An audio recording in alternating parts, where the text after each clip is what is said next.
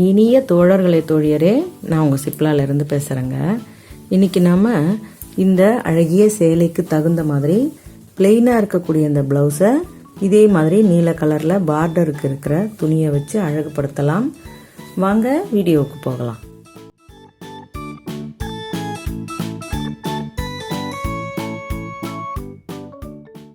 இப்போ நம்ம இதுக்கு மெயின் கிளாத்தை அதனுடைய உள் பக்கத்தை எடுத்துக்கணும். இப்போ இது உங்களுக்கு ரெண்டு பக்கமும் ஒரே மாதிரி இருந்தாலும் சில வகை கிளாத்துகள் உள்ள வெளியன்றது நல்லா தெரியும் இல்லையா? அந்த மாதிரி இருக்கும் பொழுது நீங்கள் உள் பக்கமாக எடுத்து அந்த டிசைனை வரைஞ்சிக்கோங்க.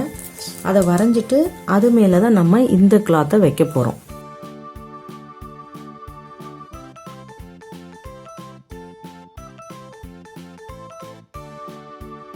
ஓகேவா? இப்போ இதை நம்ம வரைஞ்சிக்கிட்டோம் இல்லையா? இந்த கிளாத்தை இது மேலே அப்படி இப்போ இது நம்ம உள்ளே இருக்கிறதுனால இந்த இடத்த தான் நம்ம அடையாளமாக எடுத்துக்க போகிறோம். இந்த ரெண்டு பக்கத்துக்கும் சேர்ந்த மாதிரி நம்ம பிரிண்ட் எடுப்போம் இல்லையா? இப்படி வச்சு லைட்டாக இருந்தாலும் அதை நம்ம பிற்பாடு அதை நம்ம டார்க்காக எடுத்துக்கணும். அப்போ தான் நம்ம அதை தைக்கும் பொழுது ஈஸியாக இருக்கும். ரெண்டு பக்கமும் சமமாக கிடைக்கும் இல்லையா? அதுக்காக இந்த இடத்துல அப்படி லேசாக ப்ரெஸ் பண்ணின உடனே மைல்டாக அந்த டிசைன் தெரியுது இல்லையா? அதில் நம்ம இன்னமும் டார்க்காக போட்டுக்கலாம்.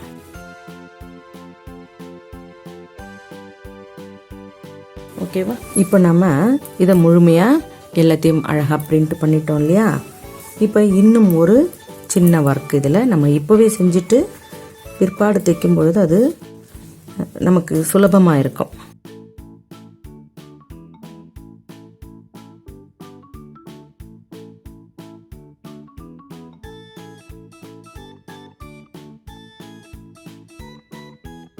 இப்போ இதுக்கு தகுந்த மாதிரி அந்த கிளாத்து இதுக்கு சம அளவில் இருக்கணும்னு சொன்னேன் இல்லையா?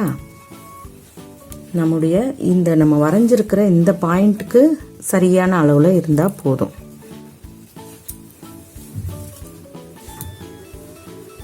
நமக்கு இந்த கீழே எண்டு வரைக்கும் வேணும். இந்த லென்த்தில் இந்த லாங்கு இந்த அளவு வரைக்கும் நமக்கு இருந்தால் சரியாக இருக்கும். அதுக்கேற்ற மாதிரி நீங்கள் தனியாகவே ஒரு கிளாத்தை எடுத்துக்கோங்க. இப்போ சில்க் காட்டன் கிளாத்துனா நீங்களும் அதே அந்த சில்க் காட்டன்லேயே அதை டிசைன் பண்ணும்பொழுது தான் உங்களுக்கு அது பொருத்தமாக இருக்கும்.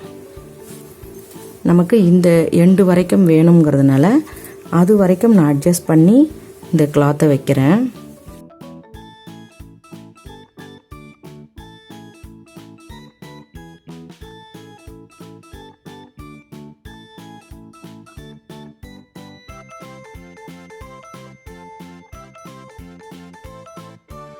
இப்போ நாம் இந்த கிளாத்தை இப்படியே வச்சுட்டு இந்த கிளாத்தை அதாவது மேல் பாகம் உங்களுக்கு மேலே தெரியும். இப்போ நான் உள்ளே இதை எடுத்துருக்கோம் இல்லையா? இதை உள்பாகத்தில் வரைஞ்சிருக்கிறதால இதுதான் நமக்கு மேல் பாகம்.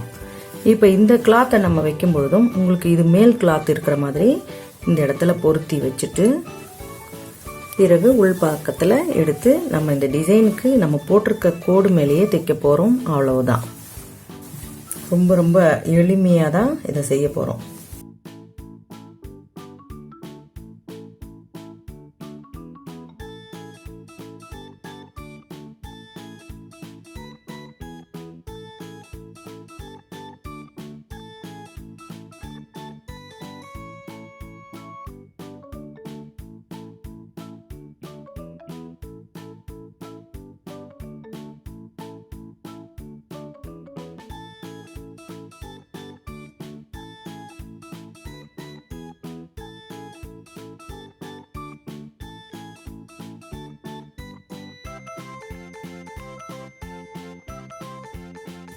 இப்போ நம்ம இது முழுக்க போட்டுட்டோம் இல்லையா? இந்த கோட்லேயும் ஒரு தையலை அப்படியே போட்டுக்கலாம்.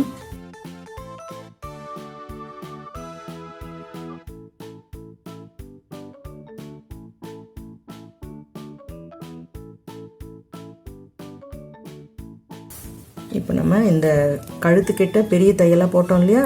இதை கொஞ்சம் பிரித்து எடுத்துட்டோம்னா நம்ம கட் பண்ணுறதுக்கு கொஞ்சம் சுலபமாக இருக்கும்.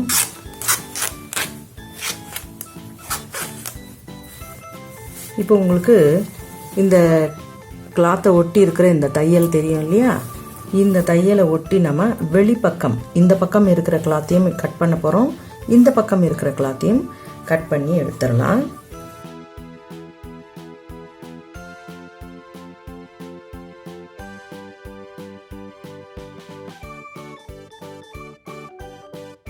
இந்த பக்கம் வெட்டும்போது மட்டும் இந்த டிசைனுக்காக கொஞ்சம் பார்த்து கேர்ஃபுல்லாக வெட்டிக்கோங்க.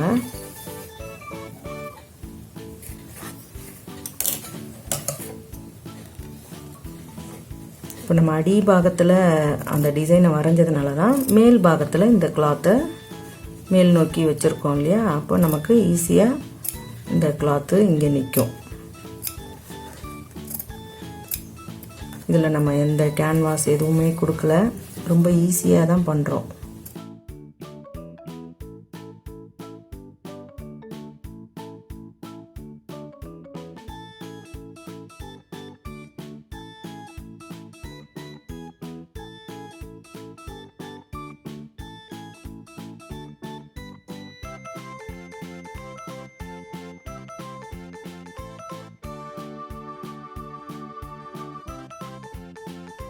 இப்போ நம்ம இந்த எட்ஜஸ் எல்லாம் மறைக்கிற மாதிரி ஒரு லேஸை வச்சு தைக்கிறோம். நல்ல ஹெவியான லேஸாக கொடுக்கலாம்னா நமக்கு இந்த கார்னர்லலாம் மடியாது இல்லையா, மடிஞ்சாலும் இந்த ஸ்டோன் எல்லாம் இருக்கிறதால இந்த மாதிரி சிம்பிள் லேஸை மேலே வச்சுட்டு இந்த மாதிரி அழகிய லேஸை கீழே வச்சுக்கலாம்.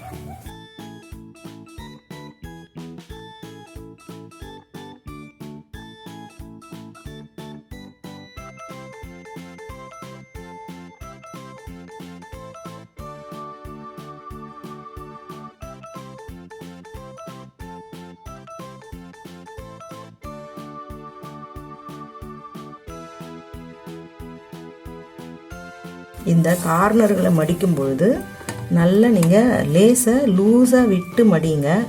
அப்போ தான் உங்களுக்கு அழகாக அது திரும்புறதும் உங்களுக்கு எந்த வித சுருக்கமும் இல்லாமையும் வரும். ஒரு தோழி கூட கேட்டிருந்தாங்க, என்னால் வட்டத்திலேயே வளைவாக என்னால் திருப்ப முடியல அப்படின்னு சொல்லியிருந்தாங்க.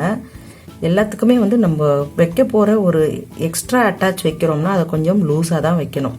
அப்போ தான் அது உங்களுக்கு வளைஞ்சு சரியாக வரும். நம்ம இழுத்து டைட்டாக வச்சுட்டோம்னா அது எந்த அளவுக்கு ஸ்ட்ரெச் ஆகுதோ அந்த அளவுக்கு டைட்டாகிடும்.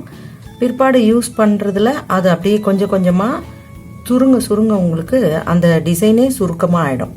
அதனால் எப்போ லேஸ் வச்சாலுமே கொஞ்சம் தளர்ச்சியாக அந்த லேஸை வச்சு லூஸ் கொடுத்து தைங்க.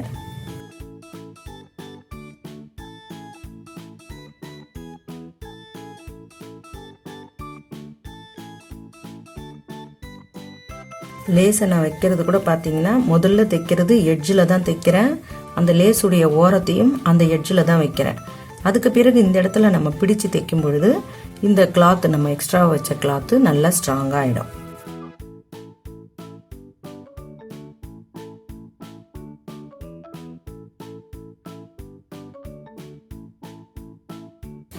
இப்போ நம்ம இதுலேயே இந்த பாகத்துலேயும் உள் பக்கத்தில் ஒரு ஸ்டிச் அப்படியே கொண்டு வந்துடலாம்.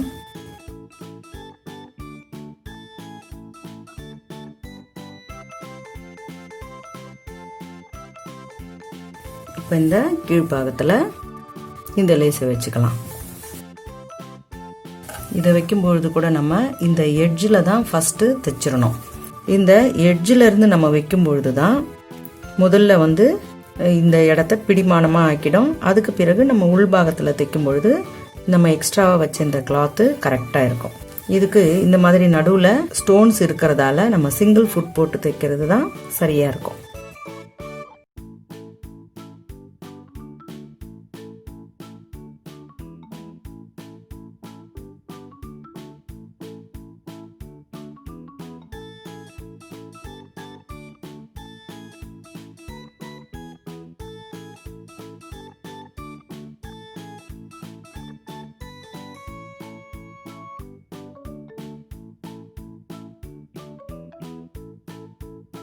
இப்போ இந்த எட்ஜ்லேயும் நம்ம அந்த தையலை போட்டுக்கலாம்.